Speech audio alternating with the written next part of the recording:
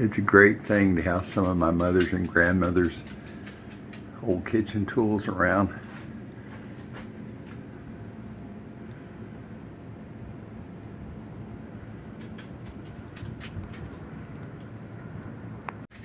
What are we having for dinner?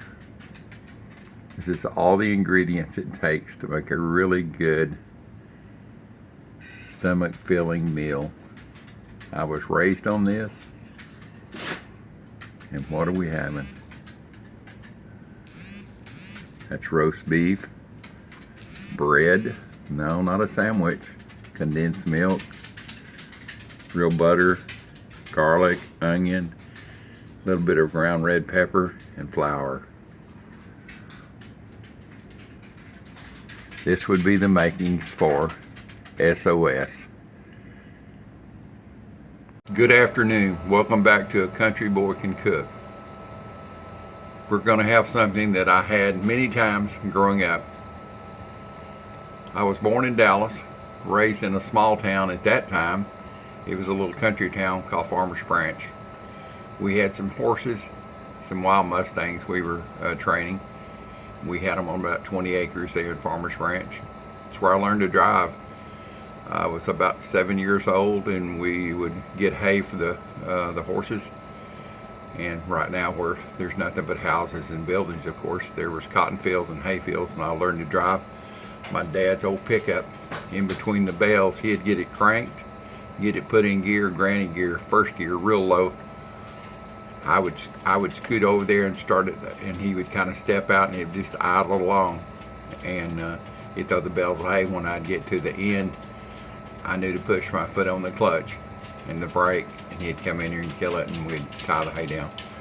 Anyway, my mother started fixing this probably in the late 50s. I don't really remember then, but I just know that by the time we got moved to the country, and we had several thousand acres that we were farming and ranching and raising cattle on, it was a staple 1 or 2 nights a week sometimes, especially if we were working cattle late in the evenings. My mother was tired, my dad was tired. We all worked it. It wasn't just my dad and I.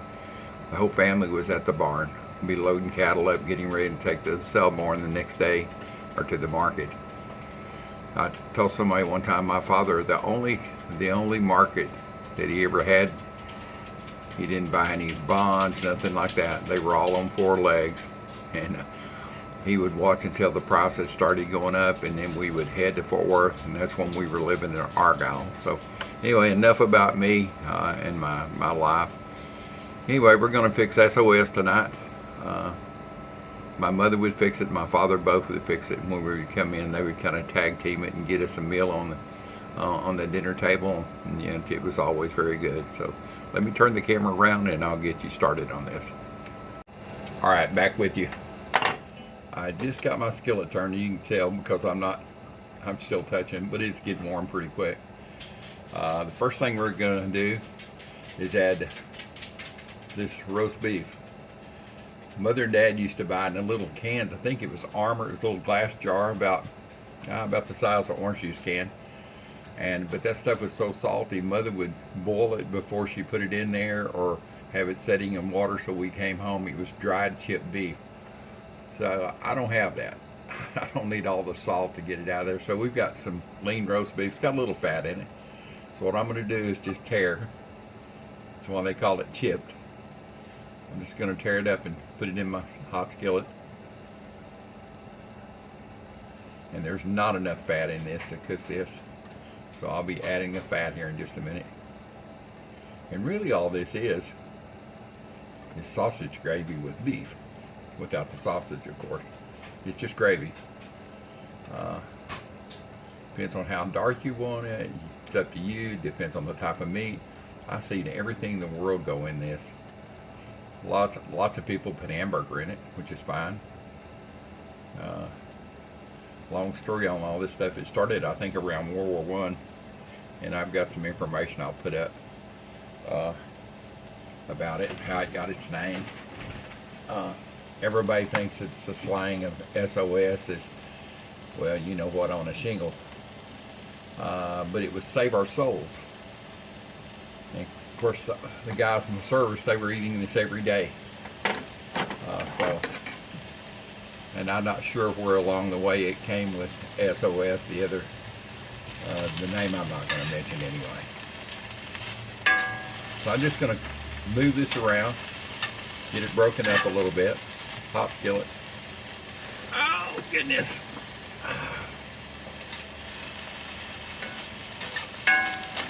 You can see I'm cooking with my mother's old spatula. I keep this thing around, and every once in a while I cook with it. And it's got a name on it, but I can't see the name on it. So anyway, I'm going to season my pan with a little bit of this beef flavor. I'm going to take about 3 sticks of butter. Excuse me, 3 sticks of butter to make a lot of stuff. I'm going to do 3 pats of butter, which is like 3 tablespoons. I'll make sure the recipe, I'll have it down. I really cook by the seat of the pants, and that's the only way I've ever known to cook. Growing up being a dyslexic kid, didn't know what the heck even I had was wrong. On my report card to say, needs tutoring, does not comprehend. I looked at some of my report cards a couple years ago from 5th and 6th and 7th grade. All of them said something, does not comprehend. Well, heck no, I didn't know what the hell they were talking about. I couldn't read in the booklets right. So anyway, I'm going to put my butter down. That's my fat.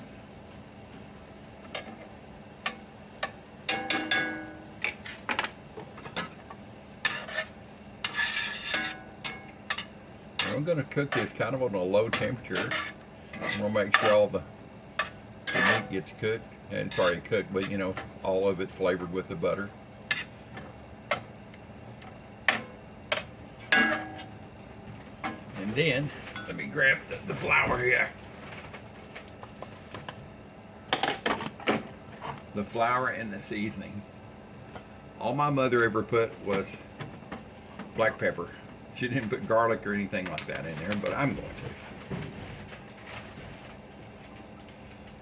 I'm sure my mother and dad both would have liked this, because they both love garlic and Mexican food, spicy foods and stuff. So anyway, live life on the dangerous side. Enjoy your food, play with your food. So for every pat of butter, every teaspoon of butter, that's a teaspoon, I'm going to put a teaspoon of flour. So that ought to be about 3 teaspoons of flour. We're going to cook it on low. That way it gets all the flour coated with the butter. That stops it from clumping up and getting lumpy gravy. And if it needs a little bit more, it's on low, you can just add it to it.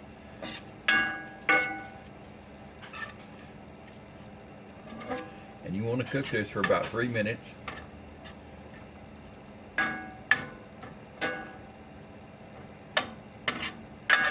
So it gets the flour taste out. So I will bring you back in about 3 minutes. You don't need to sit here and watch me stir a hot pan full of beef. Alright, it's been a couple of minutes. I've just turned it back to about a medium electric range. It's about on a 6. Everybody's stovetops cook differently, but I want to start heating it up now.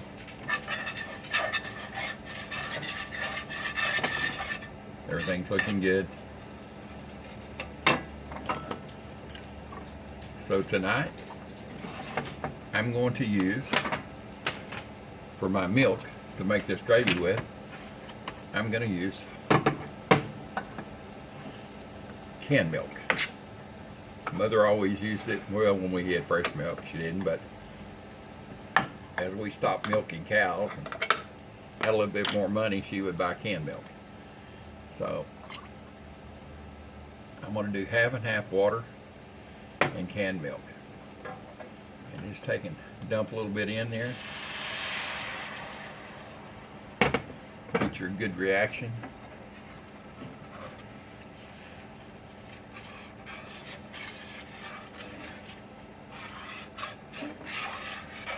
you'll see it pretty quick. It'll start thickening up. It already has. Man, that was good. There'll be no lumps in it, I promise you. I've been making gravy a long time, and this is the same. You can do the same for your sausage gravy. Add a little bit more milk. Well, what I call milk anyway, canned milk and water. Evaporated milk is the real name for it.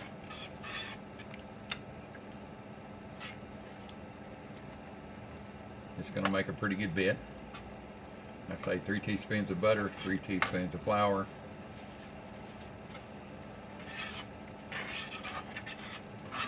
And no lumps at all.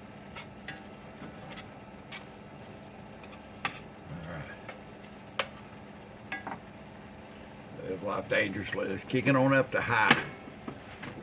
Alright. We're going to add the rest of this canned milk and water.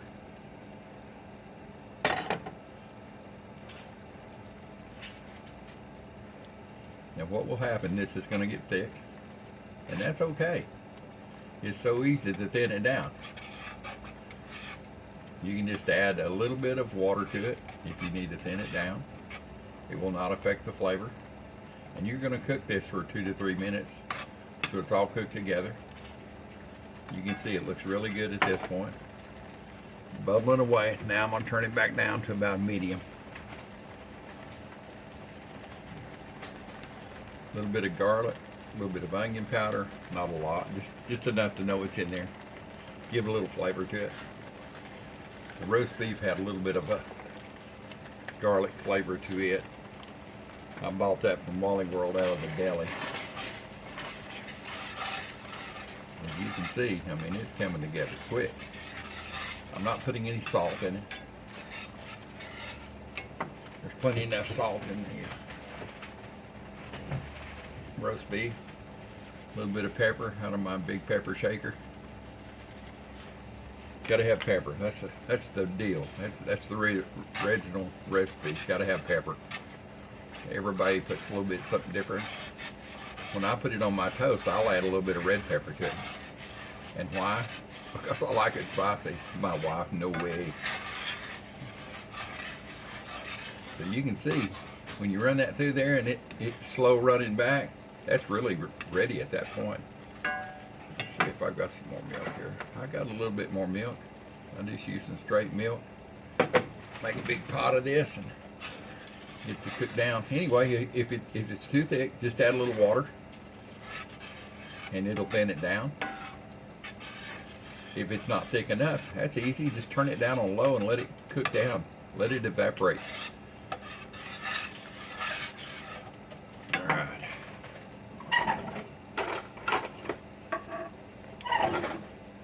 So did anyone out there ever have SOS?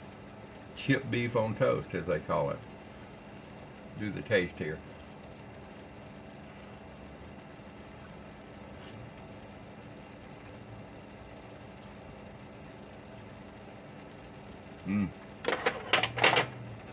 That's so good. Goodness. It needs more pepper.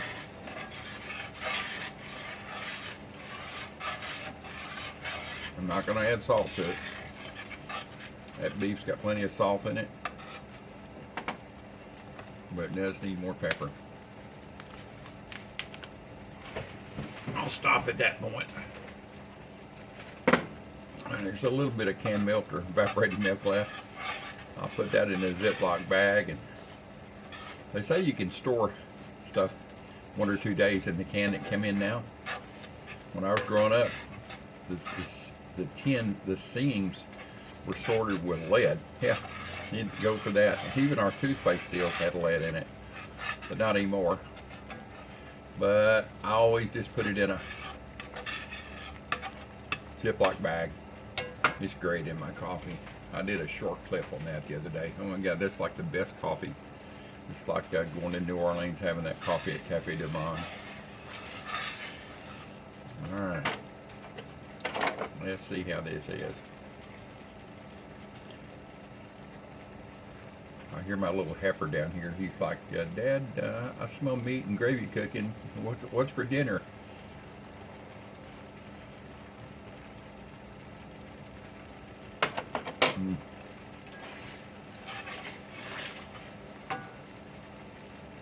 That is so good.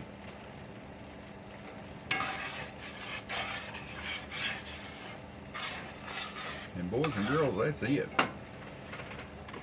I'm going to turn that off. It doesn't need any more cooking. It tastes great.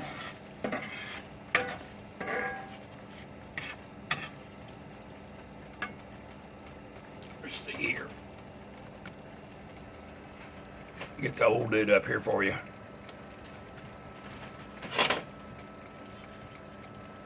I got my young dude down here in the bottom doing the prance, doing the dance and the prance.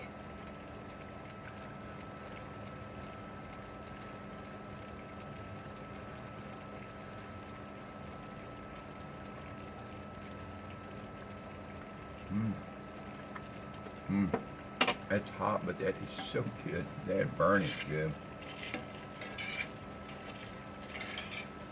I've got my toast in the air fryer. They're finished. You can see. I'm back down here. Not sticking to the pan. This is my grandmother's, and then it was my mother's skillet. It's mine. My brother didn't cook. He's not here with us anymore. Rest in peace, Gary. My little sister cooks, but I think she liked the modern stuff. She wanted the, non-sticks and stuff. And Mother finally got away from this and just kind of put it up. She would fry chicken in it and fry quail and frog legs and stuff for us. But anyway, it's ready, boys and girls. Let me bring you back when I plate it for you, so you'll see what it looks like plated. All right, back with you. Got my toast out of the air fryer. You can see that pretty. It does. Air fryers do great on toast. I mean, just absolutely wonderful. So let me dish this little bit of this up on my toast here for you.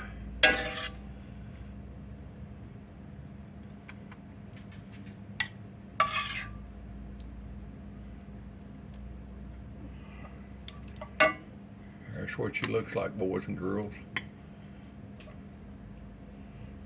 I'll get you to a better location here in just a second. Well, there she is. SOS. Save our souls. Shatisky on a shingle. Lots of different names for it. I just call it good.